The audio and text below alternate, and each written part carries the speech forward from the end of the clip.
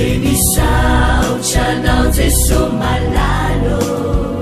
Tsatrizao fotoana mamizao Ianaranay antongotrao Izahay izay mpianatrao Koa mitenenare Jeso malalo Izahay iaino tsaranao Ka iroteny avy aminao Itoetra betsaka ao am-ponay ao Koa mitenenare Jeso malalo Izahay iaino tsaranao Ka iroteny avy aminao Itoetra betsaka ao am-ponay ao Iroteny avy aminao Itoetra betsaka ao am-ponay ao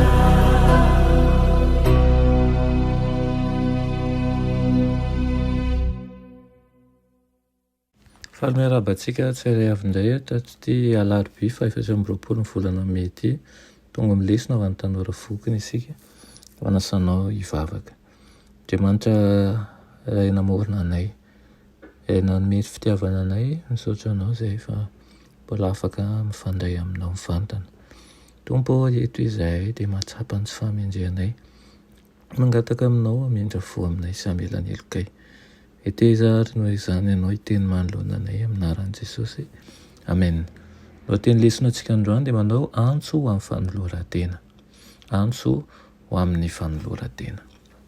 ny antso amin'ny apokalipsia dia antso maika ho an'ny fanoloran-tena izay voafintina ao anatin'ny tadidin'ireo vehivavy roa voasorotsoritra ao na indraindray aza atao hoe resona ahitana an'ilay vahoakan'Andriamanitra ao amin'ny ady lehibe fanandraina marina sy ny diso io dia manome toky Andriamanitra fa handresy ny fiangonana amin'ny farany tamin'ny andron'ny Babilôna fahiny dia iray ihany ny fiangonana sy ny fanjakana rehefa nipetraka teo amin'ny tempolony teo amin'ny seza fiandrianan'ny mpanjakany Nebokadnezara mpanjaka dia no hevery no niteny tamin'ny anaran'ireo Andriamanitra izy nisy fotoana namohan'ny mpanjakan'ny Babilôna didy maneran-tany ho fiekana ilay Andriamanitra marina izay naneriny io ilay vavaka sy ankohoka arak'izay andidiny azy amin'ity andro faran'ity tany ity dia hisy rafitra hitsangana fiangonana sy fanjakana mikambana Babilôna ara-panahy izay misy mpitarika ara-panahy milaza ny tena no miteny toan'Andriamanitra mihitsy azy ao amin'ny taratasy nalefa no an'ny vika rehetra tamin'ny 20 Jolay 450 dia nanambara ny Papa Léon fahavalo hoe ny toetra n'Andriamanitra tsy tozy izy ny tanana eto amin'ity tany ity dia hoe ny rakobolana anankiray manao hoe manana fahamendrehana lehibe ny Papa ozy izy arambony tokoa ka tsy olombelona tsotra fotsiny fa toan'Andriamanitra sy solontenan'Andriamanitra ny Daniela 3 izay tantaran'ireo Hebreo 3 tany Babilôna fahiny dia mijoro ohatra tandindon'izay tranga rehefa hanerin'ny olona ho amin'ny fiankofana amin'ny sary i Babilôna ara-panahy amin'ny andro farany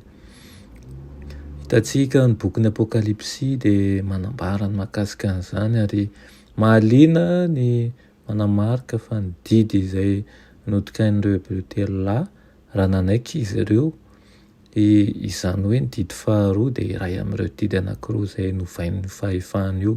fahefana izay voalaza any amin'ny andininy hafa fa hitady hanova fotoana sy lalàna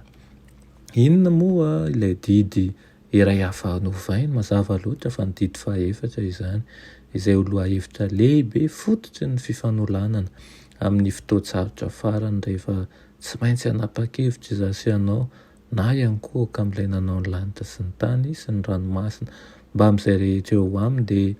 nitsahatra amin'ny andro fahafito na ihany koa ka amin'ny bibidia sy ny sariny hitantsika tokoa nandritra ny ity lesona anio ity fa tsy maintsy ho avy tokoa ny zavatra nisy teo amin'ny Babilôna ary maneho kosa nefa ny fahalalantsika ny zanak'ankehitriny mba ahafahantsika miomana, mitanjona ary mikatsaka ny fahamarinana mandrakariva. Ny rariko indrindra aminao dia hisafidy ny tsy hankoaka amin'ny sarin'ny biby ity fa anaraka mandrakariva ny sitrapon'Andriamanitra, ireo didy mifehy ny lanitra ihany koa,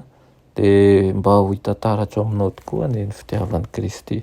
sy ny fanoloran-tena izay ananany.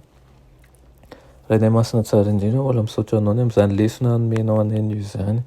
Misaotra ihany koa mbola mampatsiahy anay mandrakariva fa tokony hay andinika ny teninao izay ary handray lesona tokoa ny amin'izany amin'ireo zava-misy ankehitriny. Ampianaro izay mba hanana fanoloran-tena mendrika ny sitraponao amin'ny anaran'i Jesosy. Amen.